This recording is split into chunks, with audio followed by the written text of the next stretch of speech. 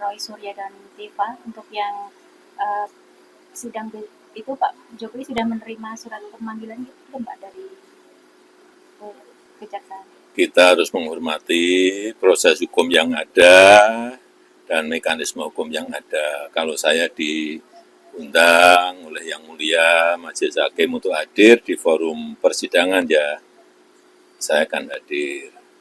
Dan sesuai yang saya sampaikan yang lalu, saya akan membawa dan menunjukkan ijazah dari SD, SMP, SMA, dan S1 yang saya miliki. Baik untuk persidangan Roy Surya dan Tifa ya Pak? Ya mestinya seperti itu.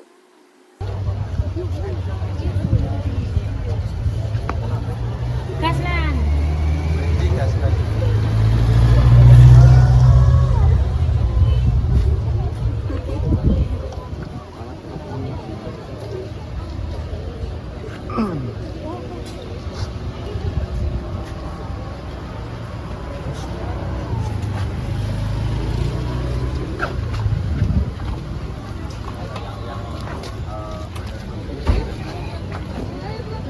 Satu kan?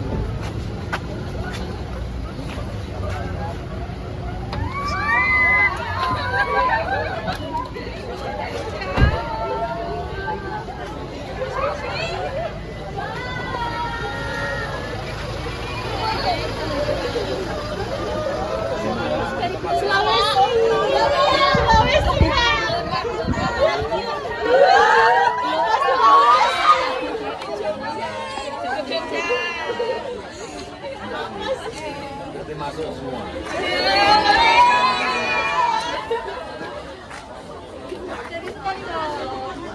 Kita pindah ini ya. Pakai orang Bapak.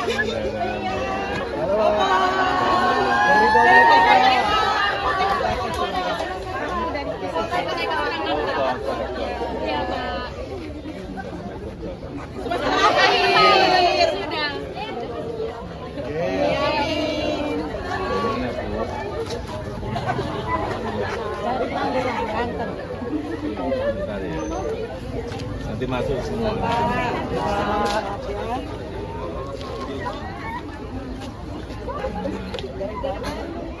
Bandung. Ini dari mana? Sampai itu di mana? Kalimantan mana? Silakan pulang ke sana. Dari mana?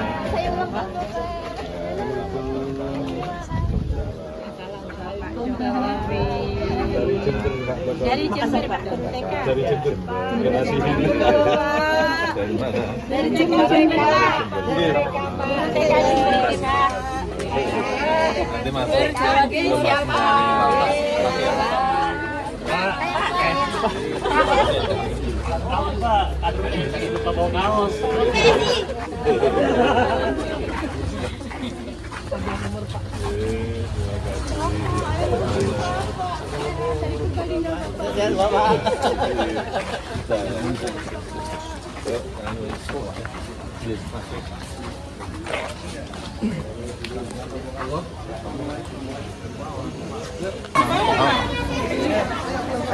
Wawancara. 1, 2.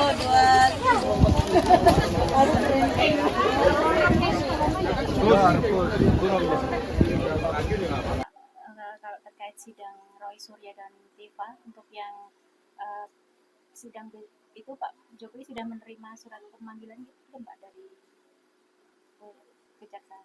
Kita harus menghormati proses hukum yang ada dan mekanisme hukum yang ada. Kalau saya diundang oleh Yang Mulia Majelis Hakim untuk hadir di forum persidangan, ya saya akan hadir. Dan sesuai yang saya sampaikan yang lalu, saya akan membawa dan menunjukkan ijazah dari SD, SMP, SMA, dan S1 yang saya miliki. Baik untuk persidangan Roy Surya dan Tifa ya Pak? Ya mestinya seperti itu. Alhamdulillah, hari ini Selasa 7 Juli 2026 adalah dimulainya babak baru dari hukum Indonesia. Laboratorium hukum di Indonesia dengan menggunakan tata perundang-undangan yang baru, meskipun tadi pertimbangannya tetap menggunakan yang lama, itu sudah kita mulai hari ini. Dan tentu saja sama seperti tadi yang Bang Refli sampaikan, kita yang pertama patut bersyukur kepada Tuhan Yang Maha Kuasa, Allah Subhanahu wa Ta'ala, yang telah dengan secercah harapannya memberikan kita semangat, memberikan kita asa, memberikan kita niat untuk memperbaiki hukum negeri. Ini hukum bukan untuk saya, bukan untuk Roy Suryo dan tim kuasa hukum Tokham yang hari ini mendampingi saya, tetapi adalah untuk kita semuanya. Juga untuk sahabat-sahabat pejuang kami yang ada di seberang sana, yang ada untuk Bu Dr. Tifa, yang ada untuk Bu Kurnia, yang ada untuk Mas Rustam, dan juga untuk Pak Rizal Fadila. Ini adalah untuk kita semuanya. Yang kedua, kami ingin mengaturkan terima kasih atas kebijakan yang luar biasa, pertimbangan kepada Hakim Tunggal, ya, kalau tidak salah namanya Pak Ketut, ya, kalau tidak salah. Terima kasih, matur suksma Pak Ketut, atas pertimbangannya yang sangat luar biasa. Jadi itu benar-benar sesuai dengan fakta persidangan. Saya nggak perlu mengulangi lagi fakta persidangan yang ada, ya. Dan saya juga mengaturkan terima kasih kepada keluarga saya, ya, istri tercinta, dan juga para kuasa hukum. Di sini ada Mas Refli Harun, ada Mas Abdul Ghafur Sangaji, ada Pak Yasena, ada Bu Soraya, ada Pak Ristan, dan ada semua dalam tim Tokham. Jadi tim Tokham adalah bukan hanya terbatas itu saja. Silahkan untuk teman-teman kuasa hukum yang lain, untuk lawyer yang ingin bergabung, silahkan. Kita bersama-sama ingin menegakkan kebenaran. Dan insya Allah hari ini kita mulai dengan langkah kecil untuk suatu langkah yang lebih besar. Dan tentu saja kepada seluruh media, baik media mainstream maupun media alternatif, YouTuber yang terus membersamai, dan tidak luput, terakhir saya aturkan terima kasih kepada seluruh masyarakat Indonesia yang diwakili oleh ibu-ibu, mak-mak, dan juga bapak-bapak pejuang yang ada di semua, dan organisasi pemuda yang ada, ya, yang terus membersamai selama ini. Kami tidak akan meninggalkan kalian semua, KNPRI, ARM, Forum Aksi, dan juga yang lain, ya. Kita tetap berjuang bersama. Jadi nanti, ya, pertimbangannya adalah nanti teknis akan disampaikan oleh Mas Refli, dan jangan lupa, ya, ini kita akan tetap memperjuangkan nanti ketika hari Jumat itu akan ada pra-peradilan yang kedua. Pra-peradilan yang kedua itu ada hari Jumat, dan itu apa isinya nanti akan disampaikan. Dan saya juga ingin sampaikan, hari ini kita menyelesaikan pra-peradilan di Jakarta Selatan. Kita juga akan mengikuti nanti perkara pokok itu di Jakarta Timur. Tapi kemarin kita mengajukan gugatan, ya, PMH itu apa sih? Perbuatan melawan hukum di Jakarta Utara terhadap seorang namanya Lecumanan. Ya, itu sudah kita daftarkan dan muncul reknya adalah nomor 457/B/per yang APDT yang ada di Jakarta Utara. Kenapa? Karena dia telah melakukan penyelundupan pasal, dan pasal itu ternyata tidak digunakan. Nanti detailnya mungkin Mas Gafur akan sampaikan. Dan meskipun tadi hakim sekali lagi menggunakan KUHP lama dan baru, tapi dalam suatu KUHP baru, maka itu namanya apa? Namanya dioplos. Ya, pasti oplos. Dioplos. Oplos dan kolaborasi. Gitu ya. Oke, kita dengarkan dulu, ya. Karena putusannya seperti ini, ya, oplos. Maka saya pakai gas oplos. Silakan, Mas Refli. Makasih, ya. Mas Roy. Agak mirip. Terima kasih Mas Roy sudah menyampaikan sesuatu hal. Nah, saya ingin memberikan penghargaan kepada rekan lawyer yang lain, Bu Soraya, yang juga menjadi bagian dari tim kami, tim Tokham, ya, tim Mas Roy. Silakan Bu Soraya menyampaikan sesuatu yang mungkin ingin disampaikan. Ladies first. Silakan. Tengah, Mbak. Assalamualaikum warahmatullahi wabarakatuh. Waalaikumsalam. Hari ini kita buktikan bahwa salah satu dari hakim tunggal kita yang menyelenggarakan proses persidangan Prapit ini betul-betul bijaksana, betul-betul menempatkan kebenaran, keadilan di negeri kita ini. Dan ini bukan untuk Pak Roy dan yang lain, tapi untuk seluruh anak negeri, anak bangsa yang merasa diintimidasi, yang merasa hak-haknya dilanggar. Kita buktikan hari ini kemenangan perjuangan itu masih hidup dan masih menyala di negeri ini. Untuk sementara, untuk selanjutnya saya serahkan kepada tim lawyer kita yang lain. Bang Erha. Selanjutnya Bang Erha. Oke. Saya ingin memberikan kesempatan kepada rekan lawyer yang lain, yaitu Ristan. Bang Ristan, mantap. Mundur lagi,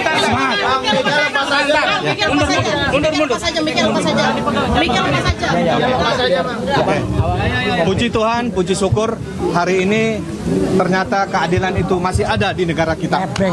Ya. Jadi acara pra peradilan selama 7 hari kita sudah berjalan dengan lancar. Pertama-tama kita mengucapkan kepada Hakim Tunggal yang melakukan pekerjaannya begitu baik dan lancar, dan ternyata keadilan itu masih ada hingga hari ini. Mudah-mudahan di perkara berikutnya, perkara pokok dan lainnya, ini berjalan dengan baik dan lancar sesuai dengan harapan kita. Ini masih perjuangan kita masih terus, ya, masih panjang. Nah, itu kita doain aja, semoga kedepannya lebih bagus dan lebih bagus. Amin. Amin. Saya mau sebenarnya memberikan kesempatan kepada ada tim lain, Pak Yasena, tapi Pak Yasena nggak di tempat ya. Oke, ya sudah. Saya berikan kesempatan pada Abdul Ghafur. Ya, Mas Roy dan rekan-rekan media yang saya hormati, alhamdulillah putusan pra peradilan hari ini telah menjawab harapan publik bahwa penegakan hukum dalam perkara kasus ijazah palsu mantan Presiden Joko Widodo, dan sekaligus menjawab kebohongan yang selama ini diglorifikasikan oleh pihak sebelah, oleh kubu sebelah, bahwa ternyata adalah perintah penangkapan, penahanan, penggeledahan itu tidak sah secara hukum sehingga patut untuk dinyatakan batal demi hukum. Itu poin yang pertama. Poin yang kedua adalah ini adalah kemenangan penegakan hukum. Bukan kemenangan Mas Roy, bukan juga kemenangan kami kuasa hukum. Tetapi kemenangan penegakan hukum karena perkara Mas Roy ini menjadi laboratorium hukum baru. Karena kita masuk dalam rezim KUH pidana baru, KUHP pidana baru, sehingga apa yang kemudian kita titipkan lewat perkara ini kemudian bisa menjadi pembelajaran supaya penegakan hukum ke depan harus dilakukan secara proper, due process of law, dan tentu harus mengedepankan prinsip hak asasi manusia. Nah, apa yang dilakukan oleh Polda Metro Jaya dengan penangkapan, penahanan, dan penggeledahan itu sesuatu yang sebenarnya kita melihat dari awal adalah sesuatu yang hanya untuk memenuhi kepentingan dari kubu sebelah. Karena jauh sebelum penangkapan penahanan itu dilakukan, ada satu organisasi advokat, kita sebut saja Pradi Bersatu, yang sudah menekan Polda Metro Jaya sehingga harus dilakukan penangkapan dan penahanan.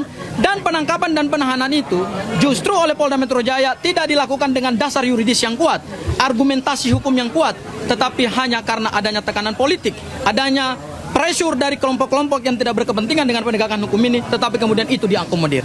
Ini sesuatu yang sangat kita sayangkan. Dan hari ini telah ditunjukkan kepada publik Indonesia bahwa dua lembaga penegak hukum, yaitu Kejaksaan Agung Republik Indonesia melalui Kejaksaan Tinggi DKI Jakarta dan Kejaksaan Negeri Jakarta Selatan tidak melakukan penahanan. Dan hari ini yang kedua adalah Pengadilan Negeri Jakarta Selatan untuk pokok perkara pra peradilan, penangkapan, penahanan, dan penggeledahan, ternyata juga permohonan kami dikabulkan, artinya dinyatakan tidak sah. Kemudian yang ketiga, nanti penjelasannya akan lebih akurat dari Bang Refli. Yang ketiga adalah hari Jumat tanggal 10 Juli 2026 kami sudah akan memulai lagi pra peradilan yang baru untuk menguji pasal 32 Undang-Undang ITE yang menurut kami itu adalah pasal penyeludupan, pasal entertain yang tidak diperkuat dengan bukti-bukti permulaan yang cukup, sehingga nanti kita buktikan dalam pra peradilan apakah dasar penetapan tersangka menggunakan pasal 32 Undang-Undang ITE diperkuat dengan bukti atau tidak, atau jangan-jangan hanya sekedar pasal entertain karena pelapornya adalah Pak Joko Widodo untuk pasal 32 dan pasal 35. Mungkin itu dari saya, Bang Refli. Jakarta Utara. Ya, dan yang terakhir adalah ada gugatan perbuatan melawan hukum pasal 1365 KUH Perdata yang diajukan oleh prinsipal kami, salah satu pejuang yang hari ini terus tegar dan punya komitmen sesuai dengan komitmennya Bu Tifa, tidak akan melakukan restoratif justice dengan Pak Joko Widodo dan tidak mengakui kesalahan atau plea bargain dalam KUHP baru, yaitu sudah mendaftarkan gugatan perbuatan melawan hukum kepada seorang pendukung Pak Joko Widodo, pelapor dalam perkara ini, yaitu Lechmanan. Dan perkara tersebut sudah terregistrasi dalam perkara perdata, yaitu di Pengadilan Negeri Jakarta Utara, dan akan segera keluar jadwal persidangannya. Kenapa kami melakukan itu dan kenapa dimohonkan oleh Mas Roy? Karena adanya peristiwa bahwa pelapor yang dulunya melaporkan pasal 160, yaitu Mas Roy dituduh melakukan kegaduhan publik, kemudian juga melakukan ujaran kebencian pasal 8 ayat 2 Undang-Undang ITE, ternyata berdasarkan surat dakwaan dari jaksa penuntut umum dalam perkara yang menghasut, dalam perkara Bu Tifa dan perkaranya Mas Roy itu ternyata dibuang pasalnya oleh jaksa penuntut umum, sehingga kami ingin menguji bahwa ada perbuatan melawan hukum yang dilakukan oleh pelapor sehingga harus melakukan ganti rugi terhadap penggugat. Mungkin itu yang bisa saya sampaikan.